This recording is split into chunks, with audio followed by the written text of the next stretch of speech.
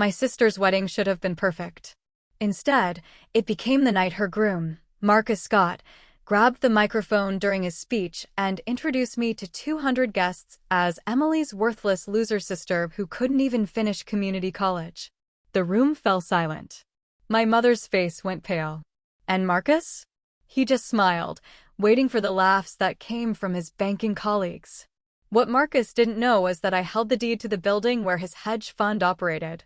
I owned the venture capital firm that backed his biggest client. And in my worn jeans and simple blouse, I'd just decided that 72 hours was more than enough time to teach him about respect. Have you ever been so thoroughly underestimated that it actually became an advantage? Have you watched someone you love defend a person who treats you like garbage and wondered when enough would finally be enough? I'm Diana Park, and I'd spent 3 years watching my sister's fiancé treat me like something he'd scrape off his Italian leather shoes. I'd stayed quiet because Emily loved him, because family peace mattered, because my late father once told me that a woman's worth isn't proven by flaunting it. But there's a difference between humility and becoming a doormat for someone's insecurity. Here's how I dismantled Marcus Scott's carefully constructed life in less time than it takes most people to plan a birthday party, and why sometimes the kindest thing you can do for someone you love is to remove the person who makes them apologize for their own family. 3 years earlier, I'd met Marcus at a family dinner. I'd arrived in my usual casual clothes, comfortable jeans, a faded Stanford hoodie I'd kept from my undergraduate days. I was between board meetings and had come straight from a site visit at one of my development properties. Marcus arrived in a Tom Ford suit, fresh from his office at Scott and Associates Capital Management. "So, Diana," he'd said, looking me up and down with barely concealed disdain. "Emily tells me you're between opportunities right now?" I was actually closing a $50 million commercial real estate deal that week, but I'd learned long ago that people reveal their true character when they think you're beneath them. "Something like that," I'd replied. "Well, if you need help with your resume, I know some entry-level positions. Maybe as an executive assistant? It's never too late to get serious about your career." He'd smiled, condescending and certain.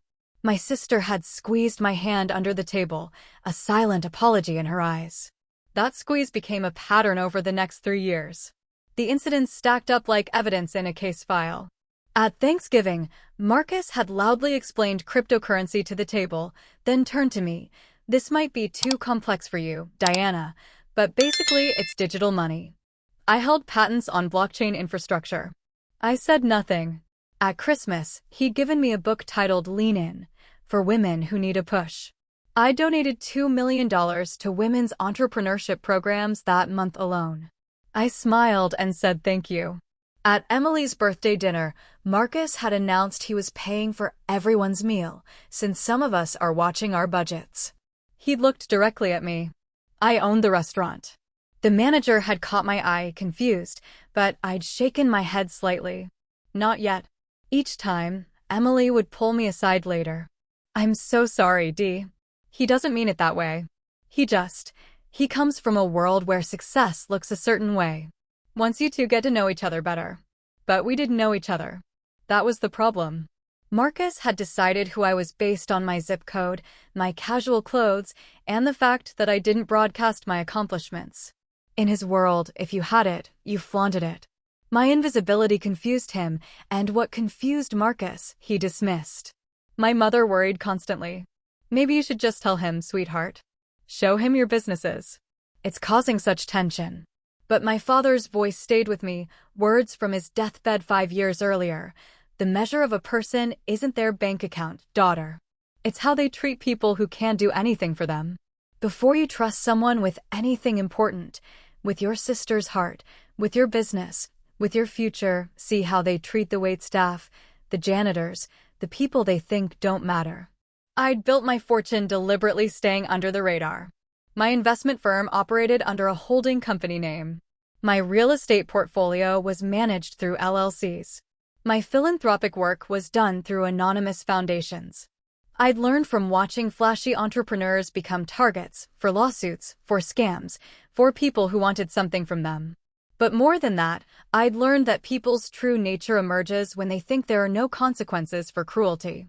Every mentor figure I'd ever admired, from Warren Buffett to my late father, had preached the same gospel: character matters more than appearance, substance more than show.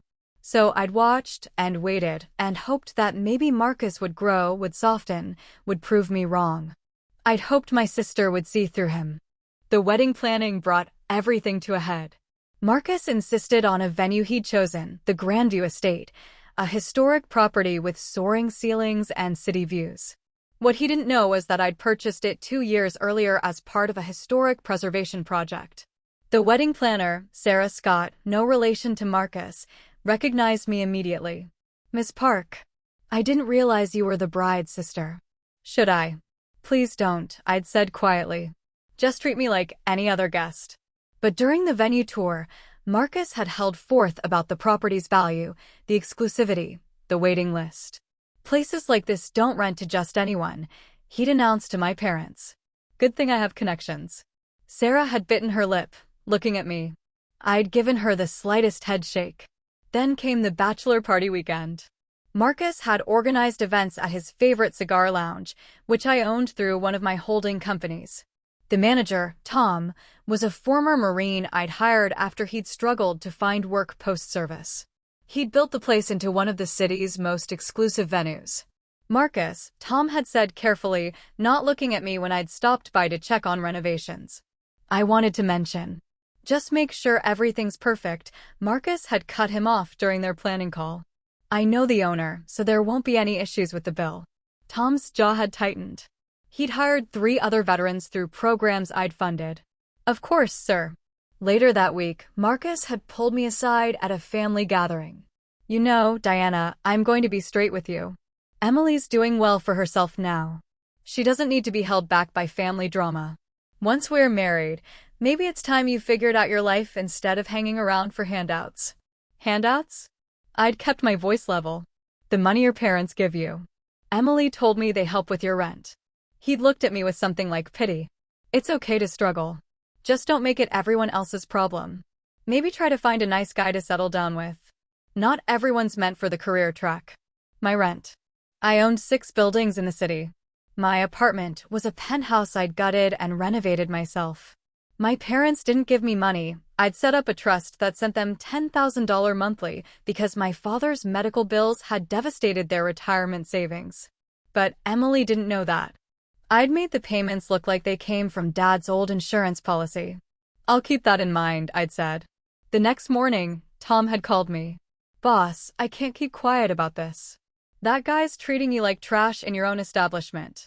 And the way he talks about women in general." 3 more weeks, Tom. Then it's done either way. The rehearsal dinner should have been a warning. Marcus had seated me at the miscellaneous guests table, far from the wedding party. My mother had protested, but Emily had looked so stressed, so desperate for everything to be perfect, that I'd just shrugged and taken my seat next to my cousin's boyfriend and someone's +1 who didn't know anyone. Marcus had given a toast that night.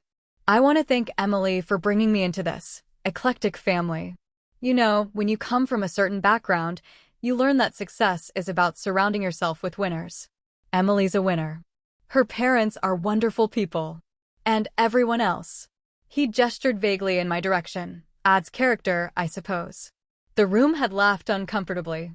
I'd watched my sister's face, torn between embarrassment and the desperate hope that everyone would just get along.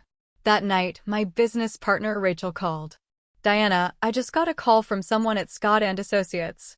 They're trying to poach 3 of our clients. The pitch is that we're unstable because we don't publicize our leadership team. They implied our management is inexperienced and, I quote, likely just some trust fund princess playing businesswoman." I'd felt something cold settle in my chest. "Who's leading the pitch?" "Marcus Scott personally. He doesn't know I'm calling you, obviously. But Diana, he's going after your business now. What do you want me to do?"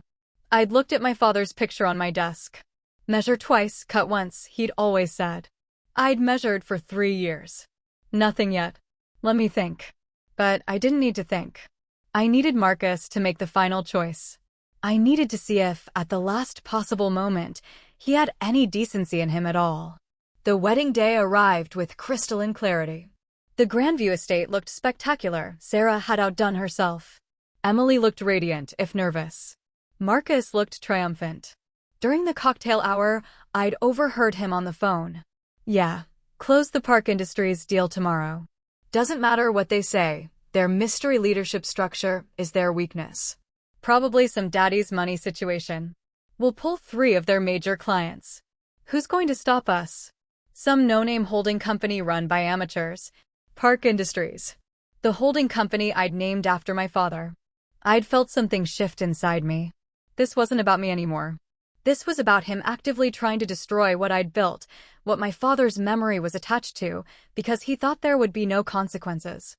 The reception hall glittered with candlelight and flowers. 200 guests filled the space, Marcus's colleagues from the finance world, Emily's friends from her marketing firm, our family, our parents' friends. The energy was festive, champagne flowing, laughter echoing off those beautiful historic ceilings. Then came the toasts.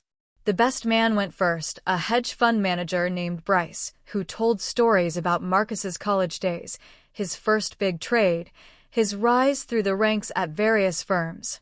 Marcus is a winner, Bryce concluded. And winners end up with the best. Congratulations, man. My father's best friend, Uncle Mike, toasted Emily next. He'd known her since birth, spoke about her kindness, her intelligence, her talent. His voice cracked when he mentioned my father. Robert would be so proud of the woman you've become, sweetheart. He loved both his daughters so much. Then Marcus stood. He'd had several drinks by then, his face flushed with alcohol and confidence. He looked around the room, at all those faces turned toward him in anticipation, and he'd smiled. I want to talk about family, he'd begun. Emily knows I come from a family of achievers. My father's a federal judge. My mother's a surgeon. My brother's a partner at a law firm. Success is in our DNA. My mother had shifted uncomfortably in her seat. I'd seen her reach for my father's empty chair. When I met Emily's family, Marcus continued, his voice carrying through the sound system, I'll admit I had concerns. Not about Emily, she's obviously a catch. And her parents are lovely people who did their best. But then there's Emily's sister, Diana. The room went quiet. I felt every eye turn toward me. You see, Diana here is what we in the business world call a cautionary tale. Dropped out of community college. She graduated from Stanford. My mother's voice cut through, sharp and sudden. Bless her. Marcus laughed. Right, sorry, got my facts wrong. Anyway, the point is, Diana's in her 30s and she's still figuring out what she wants to be when she grows up. No real job, no ambition, living off her parents' goodwill. Emily's been supporting her emotionally for years. Maybe if she'd spent less time on whatever hobby projects she does and more time finding a husband, she wouldn't be such a burden. My sister's face had drained of color. Marcus. But he was on a roll now, riding the wave of alcohol and his own sense of superiority. So when I married Emily today, I made a promise to myself. I promised that I'd be the success story in this family. That I'd lift us all up. Even the worthless losers who couldn't make it on their own. He'd raised his glass toward me. Here's to you, Diana. May you someday find whatever it is you're looking for. And may you stop being such a burden to your amazing sister. Several of his banking friends had laughed. Most of the room sat in stunned silence. I stood slowly. The movement drew every eye in the room. Marcus was still standing, glass raised, that insufferable smirk on his face. May I? I gestured to the microphone. Marcus shrugged, magnanimous in his cruelty. Sure. You want to toast your sister? Go ahead. I took the microphone from him, held it for a moment, looked at Emily, whose face was buried in her hands, at my mother, whose eyes were bright with unshed tears, at all those faces, some embarrassed, some curious, some hungry for drama. Thank you, Marcus. That was illuminating. I kept my voice conversational, warm even. You're right that we should talk about family. About what we owe each other. About respect. I pulled my phone from my pocket. I'm going to tell you all a story. 3 years ago, I met Marcus for the first time. I was wearing jeans and an old hoodie. I'd come from a work site. I own a construction and real estate development company. But Marcus saw the clothes, not the woman. "Oh, come on," Marcus interrupted, his voice loud. "You can't be serious with this fantasy." Marcus Scott. I kept talking, my voice calm and clear. "You work at Scott and Associates Capital Management. You manage approximately $300 million in assets. Impressive. Your biggest client is Riverside Tech, whose founder, James Liu, I've known for 15 years. We went to Stanford together." I held up my phone, showing an email. "This is from James, sent this morning. He's asking me if I'm really Emily's sister because you've been pitching him on dumping his unstable investment advisor, my firm, Park Industries, to move his portfolio to your management. You told him the firm was probably run by a trust fund princess playing businesswoman." The room was dead silent now. Marcus's face had gone from red to white. "I want to be clear about something," I continued. "I didn't stay quiet these past 3 years because I'm unsuccessful. I stayed quiet because my father taught me that character matters more than credentials. I wanted to see yours." I pulled a document from my clutch. I'd printed it that morning, just in case. "This is the deed to the Grandview estate. The property we're standing in right now. I purchased it 26 months ago as part of a historic preservation initiative. My investment firm has put $4 million into its restoration." Sarah, the wedding planner, nodded from the back of the room. Several guests had pulled out phones, clearly searching my name. "Marcus, you told me you knew the owner. You said you had connections. The truth is, you called the booking manager and said you were a VIP client who expected discounts. The manager called me, the actual owner, and asked if she should verify your claims. I told her to give you whatever you wanted. It was my sister's wedding, after all." Marcus grabbed for the microphone. "This is insane. You can't just claim. The cigar lounge for your bachelor party? Mine. The restaurant where you've been treating the family to dinner and making comments about budgets? I own that too. The manager is named Jorge. I hired him 7 years ago. He's been remarkably patient with your condescension to his staff." I looked around the room. "I'm not telling you this to brag. I'm telling you because for 3 years I've watched this man treat me like garbage because I don't wear my resume on my sleeve. I've watched him make my sister apologize for me. I've watched my mother's face every time he makes another joke about my failures. I've listened to his suggestions that I should forget about a career and just find a husband." My voice hardened slightly. "But what I learned this week is that Marcus isn't just insecure. He's actively trying to destroy my business. He's been pitching my clients, claiming my firm is unstable, using information Emily innocently shared with him about her family. He's been weaponizing my own sister's trust. And he's been doing it with particularly sexist language, suggesting that because the firm's founder doesn't seek publicity, she must be some incompetent woman playing at business with daddy's money." Emily had looked up now, her face stricken. "Diana, I didn't know. I swear I didn't." "I know you didn't, Em. That's not on you." I looked at Marcus. "But it is on him." Rachel walked in from the back of the hall. I'd asked her to come for this moment. She carried a folder. "These are emails from 3 of Park Industries' clients. Marcus contacted all of them this week. He claimed that because our founder keeps a low profile, there must be something to hide. He suggested financial instability, inexperience, even potential fraud. And yes, he specifically mentioned that the mystery founder was probably just another woman who thinks reading a few business books makes her qualified." She handed me the folder. I didn't open it. "The founder keeping a low profile is me, Marcus. I'm 34 years old. I started my first company at 23 with money I made developing an app in college. I sold that company for $18 million.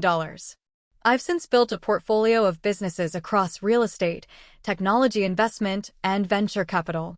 My net worth is somewhere around $200 million, though it fluctuates."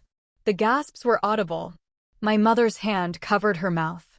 Emily had gone absolutely still. "I don't talk about it because I don't need to. My father taught me that wealth is a tool, not an identity. Before he died, he made me promise that I'd use whatever success I found to help people, not to lord it over them. That I'd judge people by their character, not their bank accounts. That I'd stay humble." I looked directly at Marcus. You, on the other hand, have spent 3 years proving that you judge everyone by their appearance, their job titles, their perceived status, and their gender. You've spent our family gatherings making yourself feel bigger by making me seem smaller.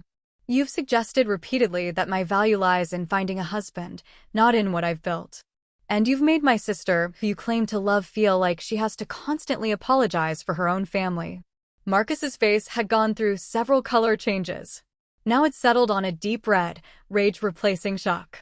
You're lying. This is some kind of scam. Emily, you can't believe. It's all public record, Rachel said calmly. She pulled out her phone. Diana Park, founder and CEO of Park Industries. Board member of Tech Venture Capital.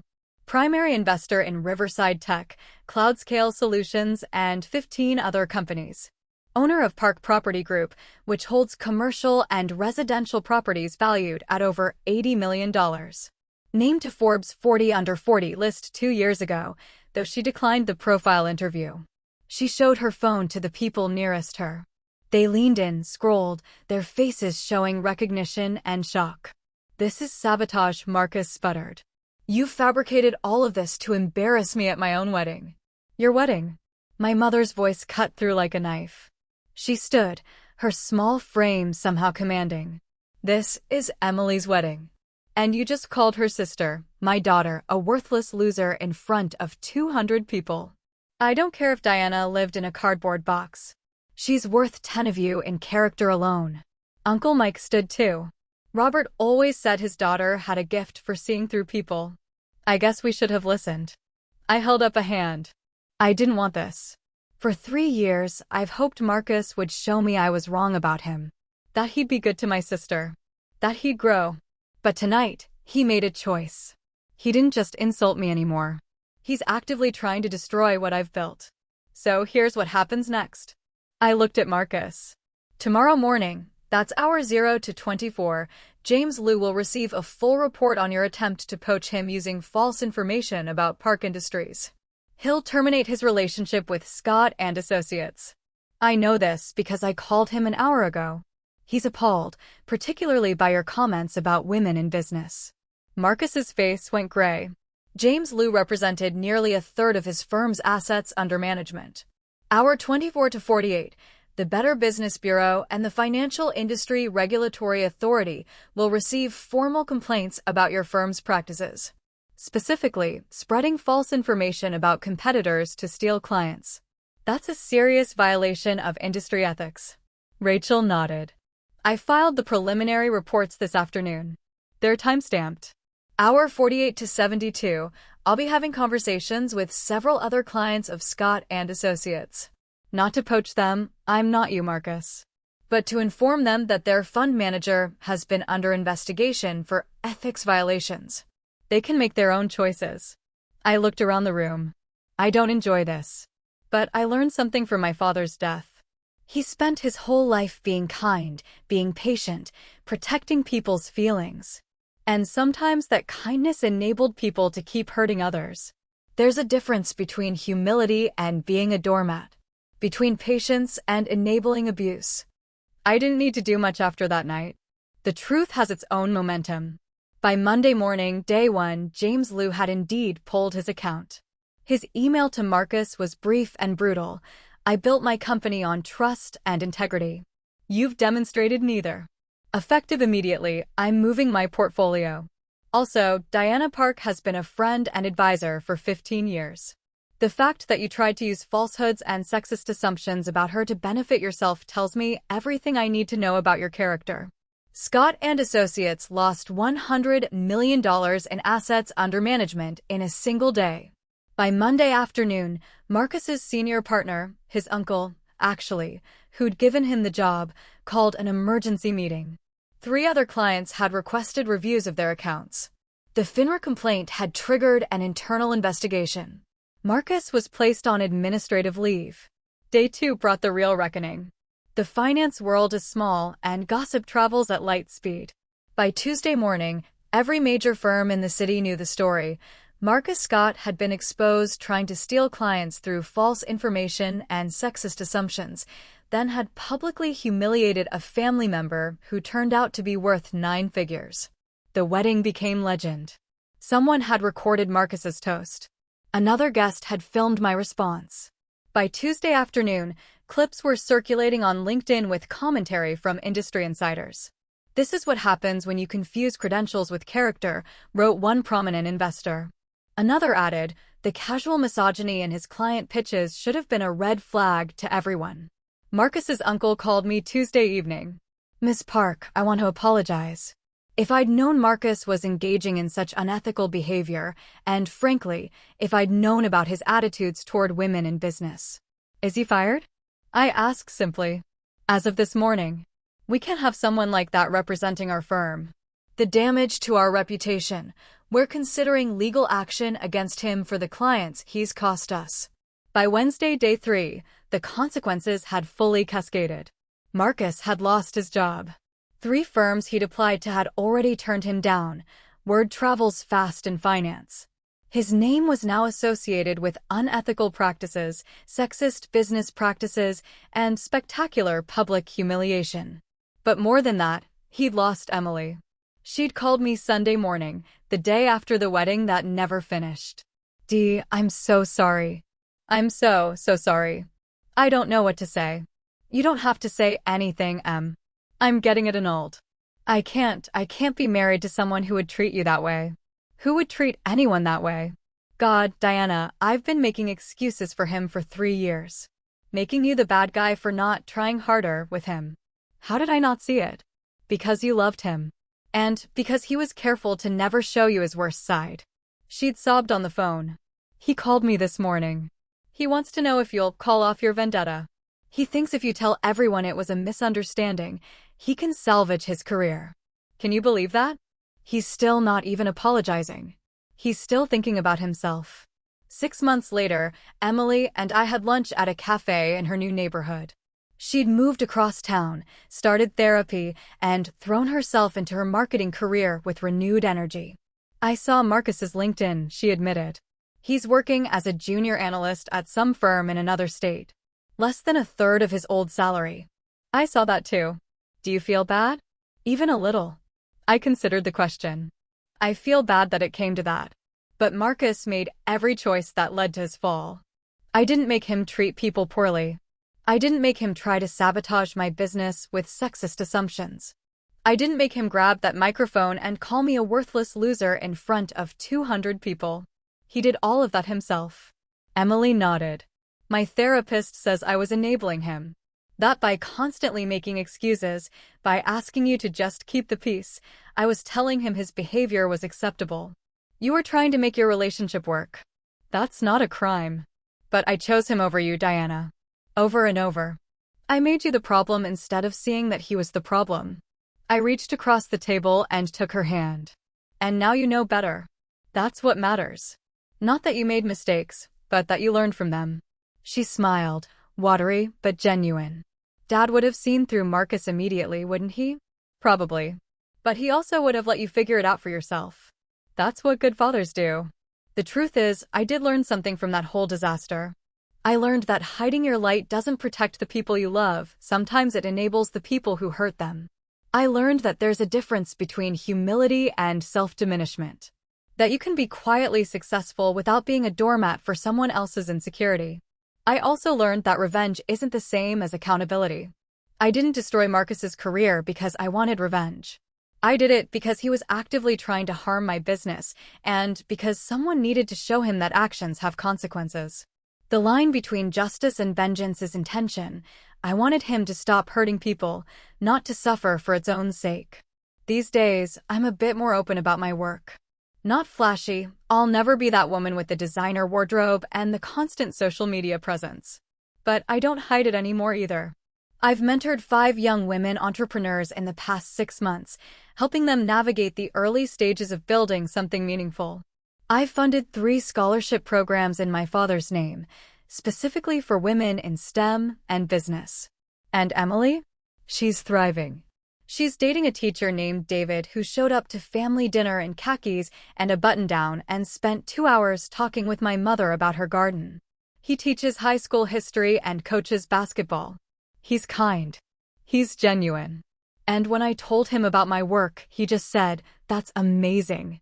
Hey, do you have any advice on teaching financial literacy to teenagers? I want to add it to my curriculum." That's what healthy relationships look like. Not constant competition. Not hierarchies of worth. Not subtle sexism disguised as concern. Just people treating each other with dignity and respect, regardless of bank accounts or job titles or gender. My father used to say that the true measure of success isn't what you achieve, but who you become in the pursuit. Marcus achieved a lot on paper, prestigious schools, high-paying job, impressive title. But he'd become someone small and cruel in the process, someone who used gender stereotypes to diminish people he felt threatened by. I'd rather be kind and underestimated than successful and alone. The 72 hours that destroyed Marcus's career weren't really about him. They were about drawing a line. About saying that some behaviors have consequences. About protecting not just myself, but everyone else who might have suffered his contempt if no one ever stood up to him. These days, when someone asks what I do, I tell them. Not to impress them, but because I'm not ashamed of building something. And when I meet someone new, I pay attention to how they treat people who can't do anything for them. The wait staff. The janitors. The family members in worn jeans and faded hoodies. And especially, how they talk about successful women. Because that's where you see someone's true character.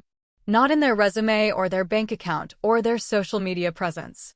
But in how they treat the people they think don't matter. Everyone matters. That's the lesson Marcus never learned. And that's the lesson I'll spend the rest of my life teaching anyone who'll listen.